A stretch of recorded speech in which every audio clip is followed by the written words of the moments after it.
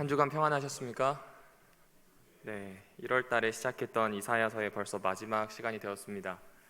또 한 주간 정말 고생 많으셨습니다. 이 시간 지금 눈을 뜨고 계신 것조차 기적일 만큼 바쁘게 보내실 분도 계셨고, 또 이곳에서 정말 고대하는 예배를 드리는 분도 계실 줄 압니다. 여하튼 이곳에서 오늘 이 예배의 시간이 성경에 좀 더 가깝게 다가갈 수 있는 시간이 되면 좋겠습니다.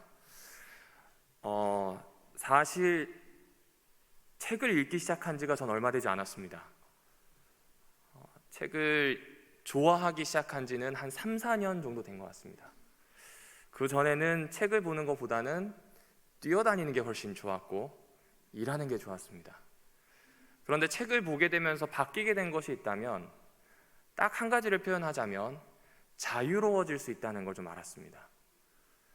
책 안에 있는 활자들이 하나하나가 내 것이 될 때가 있고, 또 책 안에 있는 인물들과 잠깐이라도 교감할 수 있는 시간이 현실이 빡빡하거나 어려울 때 저에게 새로운 통로가 되었습니다. 그런데 얼마 전에 조금 충격적인 일을 하나 경험을 하게 됐는데, 그것은 다름이 아니라 책을 읽고 있지만 책이 무슨 의미를 이야기하는지를 모르는 사람들이 생각보다 많다는 걸 알게 됐습니다. 그 중에 하나가 저이기도 했습니다. 분명히 글이 있고 이야기를 하는데 알아듣지 못하는 거예요. 한글을 읽을 수 있는데 그 내용이 들어오지 못하는 겁니다. 중학교 3학년 친구들 100명이 있다면 혼자서 교과서를 읽고 이해할 수 있는 친구가 약 20명도 채 되지 않는답니다. 그리고 성인들 중에서 약봉지에 적혀있는 그 외에 약통에 적혀있는 그 성분 이런 거 있잖아요. 이걸 읽고 자신에게 맞도록 처방이 됐는지 안 됐는지를 확인할 수 있는 사람이 10명 중에 4사람 정도밖에 되지 않는다고 합니다. 그렇다고 한다면 어쩌면 지금 한국 사회가 겪고 있는 기독교의 문제를 그런 쪽으로도 한번 볼 수 있지 않을까 생각을 했어요. 성경은 있는데 못 읽어내는 거예요. 성경에서 이야기하고 있는 진리를 읽어내는 훈련이 약할 수 있다는 겁니다. 그럼 이거 어떻게 해결하면 좋을까 생각을 해보았습니다. 그리고 제가 책을 읽기 시작했던 때를 떠올려 봤어요. 제가 제일 처음 책을 읽기 시작할 때 제일 힘들었던 것이 무엇이냐면 단어 뜻을 모르는 거였습니다. 단어의 뜻을 어렴풋 두루뭉술하게 알고 있는 겁니다. 그것이 무엇인지를 정확하게 짚지 못하는 겁니다.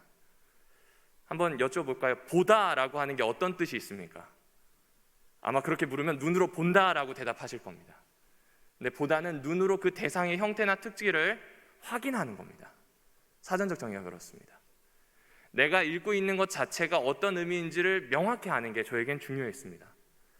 그리고 두 번째는 소리내어서 읽는 것의 중요성을 좀 배우게 되었던 것 같아요. 소리내어서 읽기 시작하니까 그 책이 어떤 이야기를 하는지 음소, 음서, 음저, 음저를 끊어 읽기 시작했습니다. 이제 요새도 지금 목회부에서 아침마다 조회를 하거든요. 그 조회를 할 때 영감의 말씀들을 하나씩 읽어 나갑니다. 그런데 꽤 많이 틀리는 사람이 저예요. 읽다 보면 꽤 많이 틀리는 사람이 저예요. 생각이 딴 데 가는 것보다는 미리 읽거나 아니면 그 내용 자체를 미리 예측해버리는 경우도 있고요. 다양한 것 때문에 제대로 읽어내지 못하더라고요. 기초이지만 너무나 중요하고 확실하게 해야 되는 작업입니다. 그리고 마지막으로 내가 가지고 있는 생각을 명료하게 말이나 글로 표현해보는 것, 이것이 나의 생각을 키우고 자유롭게 하고 그리고 어떤 의미에서는 분명히 이해하게 하는 길이라는 걸 알게 됐습니다. 물론 이걸 이미 경험하시고 이미 자신의 마음속에 체득하시고 삶에 적용하시는 분들 있으실 줄 압니다. 교과 시간을 시작하기 전에 갑자기 이 말씀을 드리는 건 성경을 읽는 게 어렵다고 생각되시면 첫 번째는 사전을 찾아보시길 권합니다.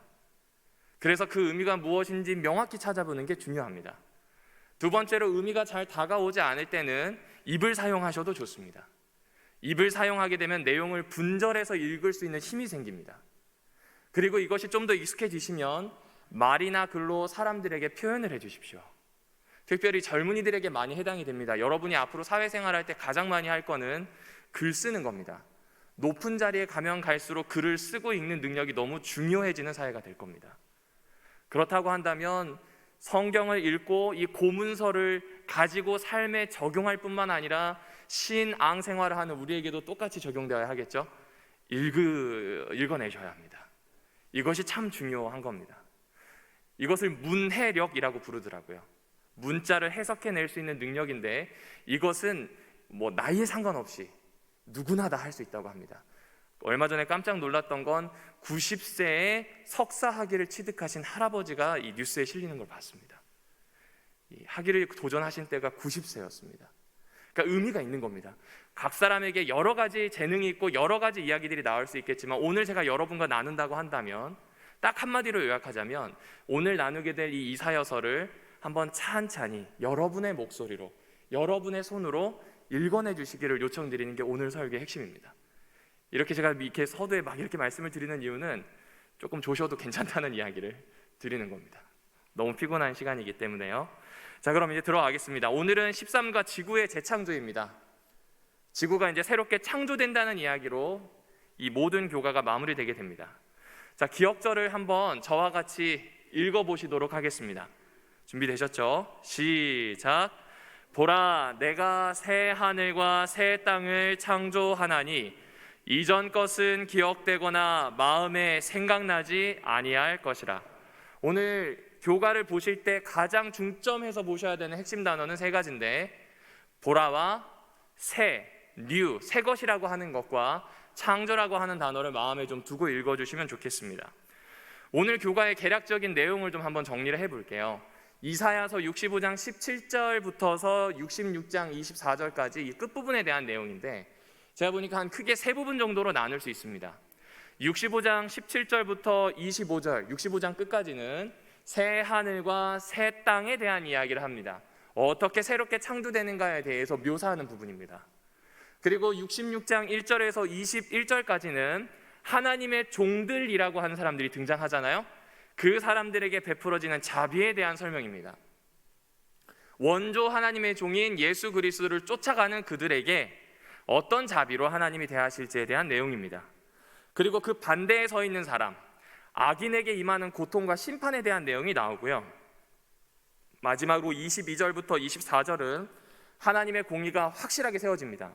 이제 새롭게 창조되었기 때문에 다른 것이 들어갈 틈이 없어요. 하나님의 정의로움, 하나님의 의로움이 확실하게 섭니다.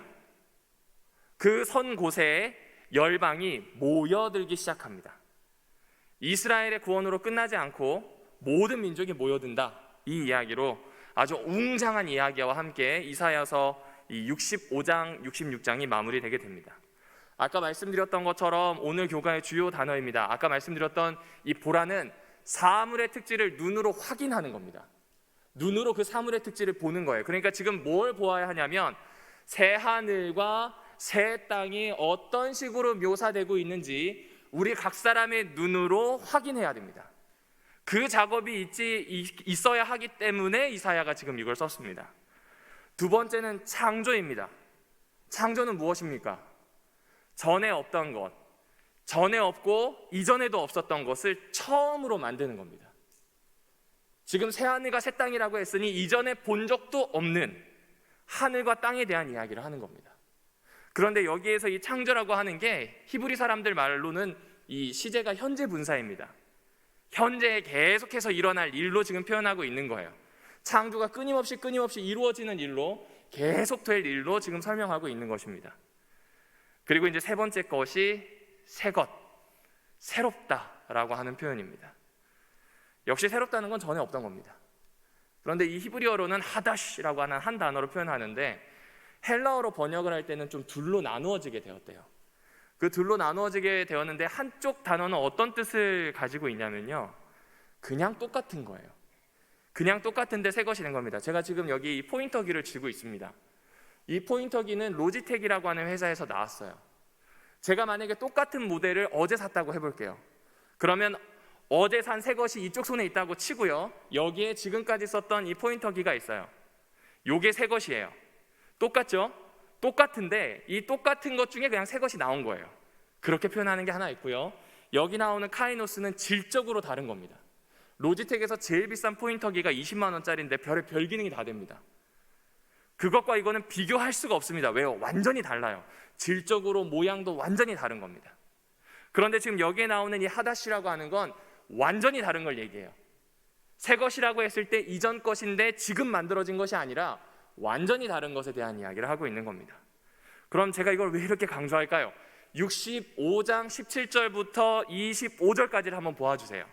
거기에 보면 우는 소리가 없다, 부르짖음과 아픔이 없다, 어려서 죽는 사람이 없다, 수완이 차서 죽되 100세에 죽은 사람은 어린이라고 여겨질 정도로 장수한다, 그리고 집을 건축하면 그 집에 산다, 곧 빼앗기지 않는다, 생산한 것들이 있으면 그 수확물을 얻는다, 빼앗기거나 재해로 없어지지 않는다는 이야기입니다. 하는 것마다 복을 받는다, 부르기 전에 응답이 있고 요청하면 즉시 이루어진다. 그리고 아래 보시게 되면 이리와 어린 양이 함께 먹어요. 원래 한쪽은 포식자고 한쪽은 먹혀야 되는 그런 입장인데 함께 먹습니다. 사자가 소처럼 풀을 뜯고요, 뱀은 흙을 먹어요. 사자가 풀을 뜯는 과정 생각해 보셨어요? 저는 생각 안 해봤습니다. 사자가 모양새가 빠지게 풀을 먹어요. 완전히 바뀐 겁니다. 그리고 여기 보면 해함, 손상을 입히는 게 더 이상 없대요. 손상 입힐 것도 없다는 그런 말도 안 되는 세상이 올 거랍니다.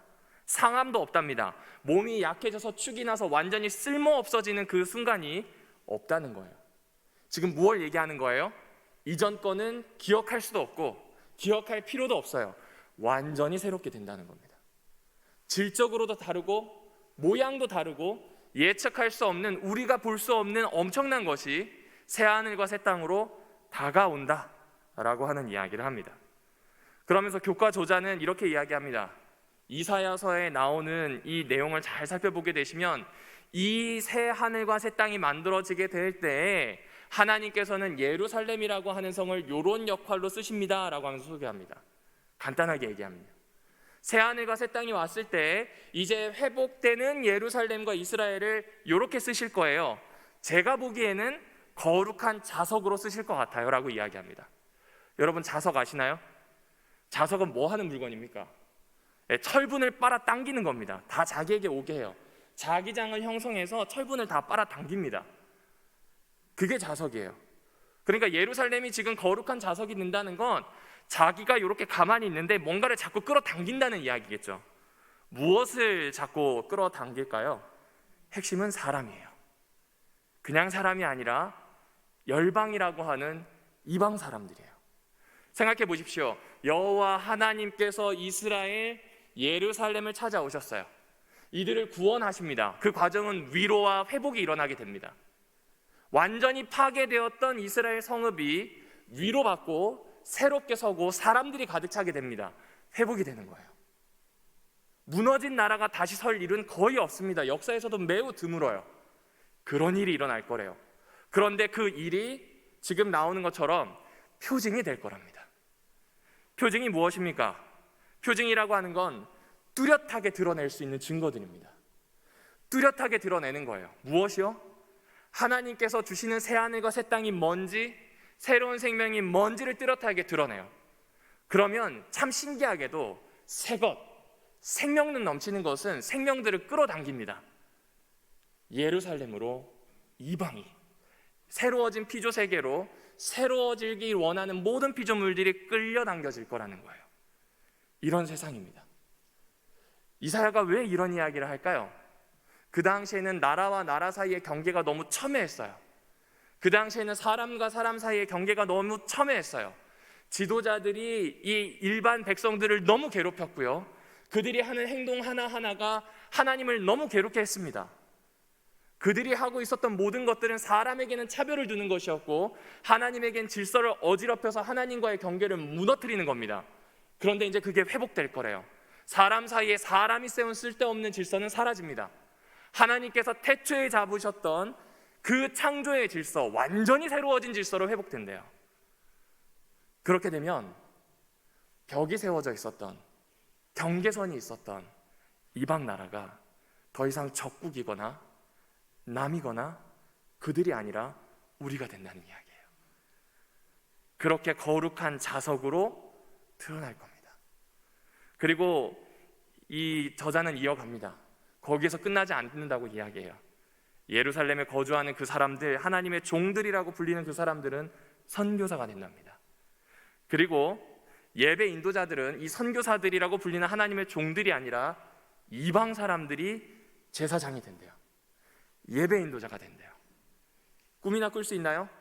이스라엘 백성 중에서도 레위 지파에서도 아론의 계열이 아니면 제사장이 될 수 없습니다. 물건을 조립할 수는 있어요. 지금 나오는 이 물건을 조립하는 일은, 그러니까 물건이라고 하는 건 성소 안에 있는 기물을 조립하는 일은 오로지 제사장만 합니다. 들고 옮기고 싸는 일은 레위인들이 해요. 그만큼 철저하게 구별되어 있는 일이에요. 그런데 그 일을 이제 누가 해요? 이방 사람들이 해요. 이방 사람들이. 경계가 무너진 거예요.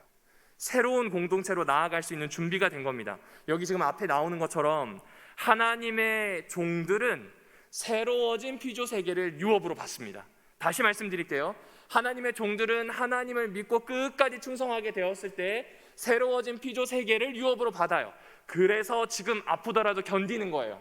그래서 지금 바벨론이 쳐들어오고 아시리아가 쳐들어오고 주변 열강이 있음에도 불구하고 견디는 거예요. 왜요? 하나님께서 새롭게 하실 거니까요. 그 새로워지겠다고 하는 그 말씀을 믿고 따라가고 싶은 거예요. 그런데 하나님은 거기에서 그치지 않는다는 겁니다.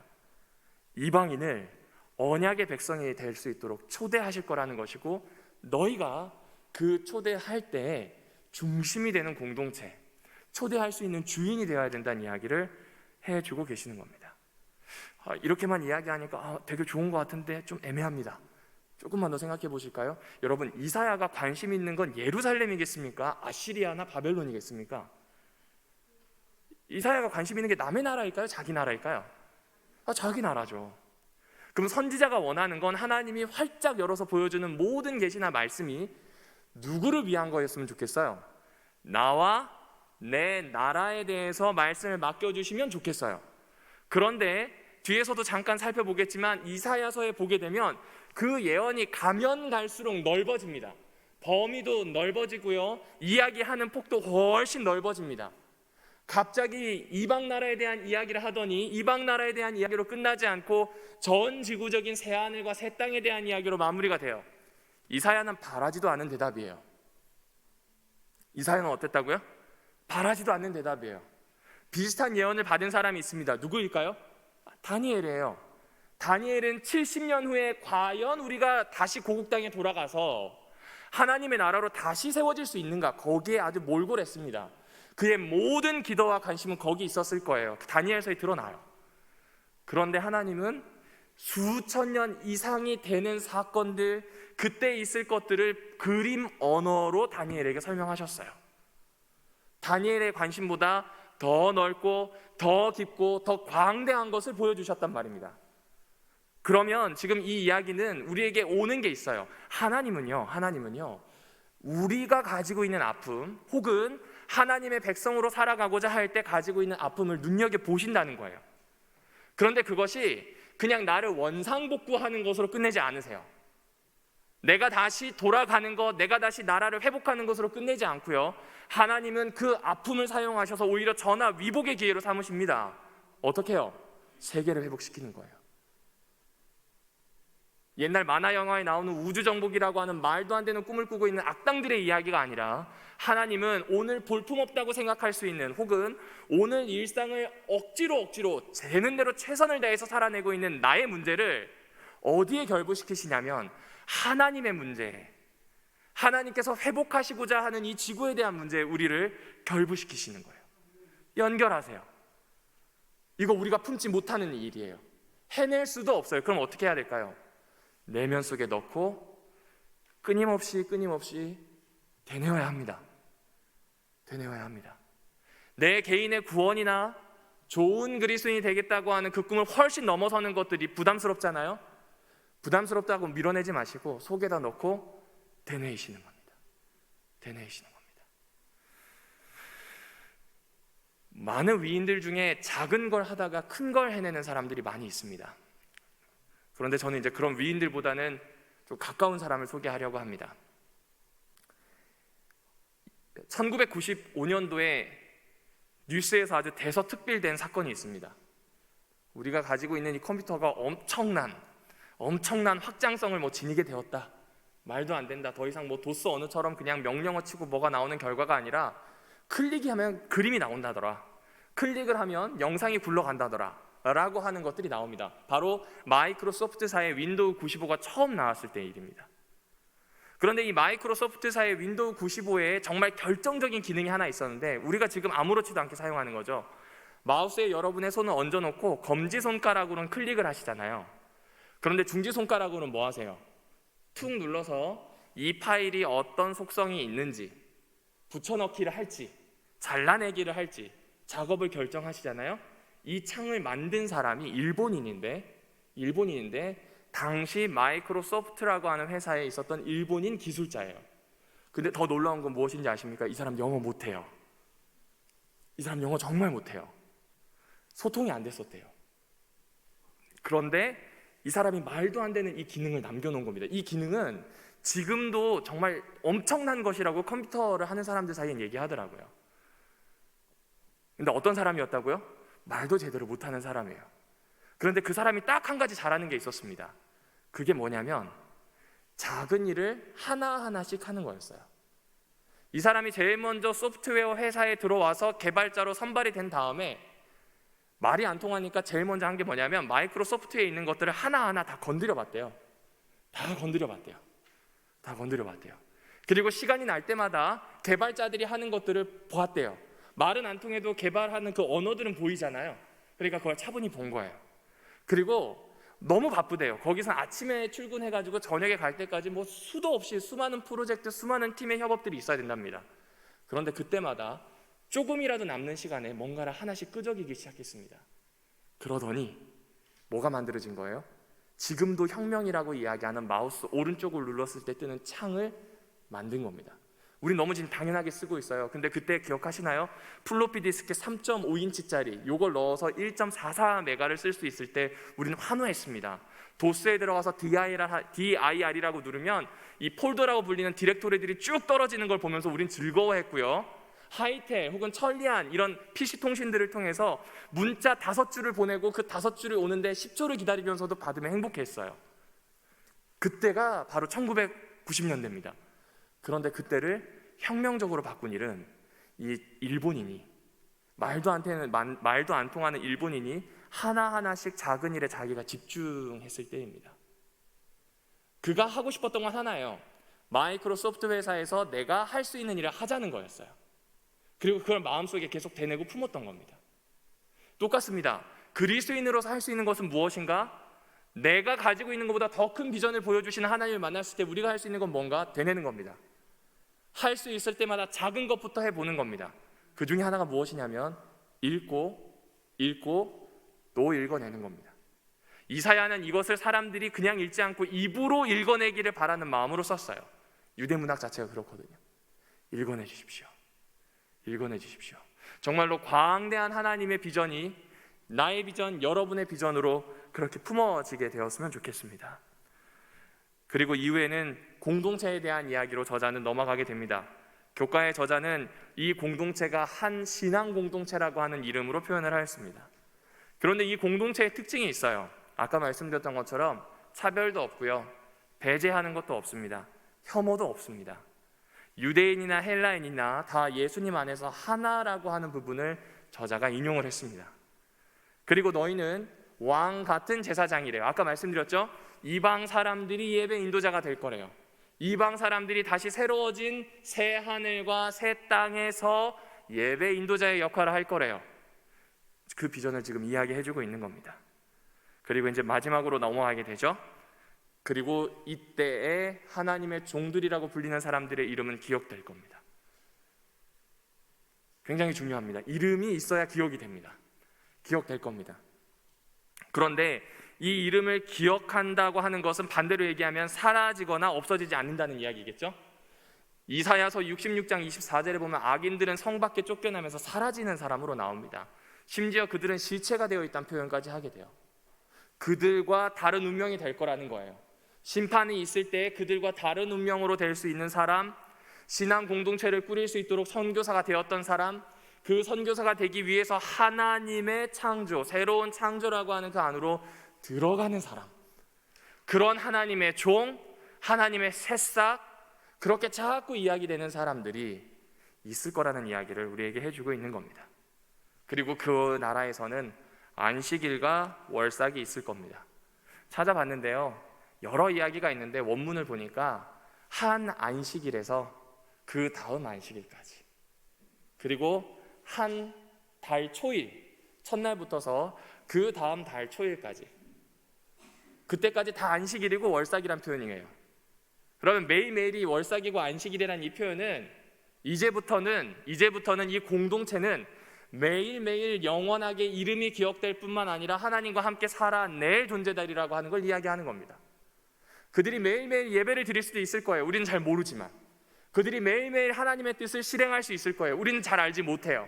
하지만 그것이 끊임없이 이어질 것이라고 하는 이야기로 대단원의 막을 내리게 됩니다. 이게 바로 이사야서 마지막에 나오는 새 하늘과 새 땅에 대한 이야기입니다. 사랑하는 별내교회 성도 여러분들이셔, 이 이야기를 쭉 듣게 되었을 때 어떤 마음을 가지게 되셨습니까? 혹시 이런 마음을 가지지 않으셨을까요? 창조되었던 존재가 타락하게 되었습니다. 하나님의 명령을 순종할 수 없는 떨어진 존재가 되었단 말입니다. 그래서 우리는 회복이라고 하는 것이 원상복귀라고 하는 걸 꿈꾸는지도 모르겠어요. 원상복귀 말입니다. 새롭게 뭔가 만들어지는 것이 아니라 본디의 형편, 그 상태로 돌아가는 걸 꿈꾸는지 모르겠어요. 어쩌면 아담과 하와 때로 말입니다. 그런데 성경에서 이야기하는 이 재창조, 새하늘과 새 땅 창조, 반복되는 이 이야기는 그런 이야기가 아니에요. 원상복귀가 아니라 카이노스, 하다시, 곧 완전히 달라지는 겁니다. 완전히 새로워지는 것에 대한 이야기를 해주고 있는 겁니다. 제가 여기 화면에도 띄워놨지만 사람을 한문으로는 인간이라고 표현합니다. 영어로 표현하면 휴먼 빙이겠죠. 그런데 인간이라고 했을 때 이 간자는 보니까 사이 간자예요. 사람은 어떻게 자신의 사람됨을 아냐면 사람과 사람 사이에 있을 때의 자기를 봅니다. 참 희한하게 사람은 타인을 통해서 그들을 거울 삼아 나를 볼 수 있는 존재예요. 사회라고 하는 거울을 보아서 나와 우리 사이를 보고 성찰할 수 있는, 왜라는 질문을 할 수 있는 존재가 사람입니다. 그런데 이 인간이 단순히 인간과 인간 사이만 볼까요? 아니요. 인간은 글과 인간 사이를 봅니다. 인간은 개념과 인간 사이를 봅니다. 우리가 지금까지 가지고 있었던 원상복귀라고 하는 개념과 나 사이를 생각하실지, 아니면 하나님께서 이야기하시는 완전 새롭게 창조된다고 하는 그 비전과 나 사이를 생각할지를 우리는 생각하고 선택할 수 있다는 겁니다. 그리고 하나님께서 계획하고 계신 것은 원상복귀가 아니라 완전히 새로워짐이라고 하는 사실입니다. 완전히 새로워짐이란 새싹이 되는 겁니다. 완전히 새로워지는 것이란 이전에 보지 못한 새로운 피조물이 되는 겁니다. 완전히 새로운 것이 되는 것이란 하나님께서 본래 계획하셨던 광활한 우주에서 굳이 흙덩이를 빚어서 사람을 만드실 때 계획하셨던 그 모습 말입니다. 하나님의 정의를 닮을 수 있는 사람, 하나님의 사랑을 닮아 쫓아갈 수 있는 그런 사람을 계획하신다는 것이죠. 그것을 하나님이 직접 하시겠다는 겁니다. 인간에게 있어서 가장 중요한 그 회복을 하나님이 직접 하시겠다는 이야기를 지금 이사야서를 통해서 오늘 우리에게 들려주고 계시는 겁니다. 사랑하는 별내교회 성도 여러분들이시여, 이사야서를 더욱 많이 사랑해 주십시오. 더욱 많이 읽어주십시오. 모르는 것이 있다면 찾아보시고요, 잘 읽히지 않는다면 입으로 조금 느리더라도 따라가 주십시오. 에이, 그거 초등학교 1, 2학년 아닙니다. 대학원 수업에서도 합니다. 입으로 읽힙니다. 그렇게 하나하나 따라가셔서 누군가에게 듣는 이야기가 아니라 오늘 나의 삶 속에 직접 말씀하시고자 하시는 하나님의 음성을 캐치할 수 있는, 살아낼 수 있는, 그 비전을 꿈꿀 수 있는 그런 귀한 공동체가 우리 공동체가 되었으면 좋겠습니다. 압니다. 바쁘신 거, 또 몸도 아프시고 힘드신 거 압니다. 코로나 때문에 너무 어려운 거 압니다. 하지만 그럼에도 불구하고 우리는 새 것을 꿈꾸고 싶어 하지 않습니까? 그럼에도 불구하고 우리는 희망을 찾고 싶어 하지 않습니까? 그렇다면 저와 함께 또 앞으로 시간이 되실 때마다 읽어내보지 않으시겠습니까? 그런 귀한 결심, 또 회복, 또 아름다운 일들이 일어나는 안식일이 되기를 바라며 말씀을 줄이도록 하겠습니다.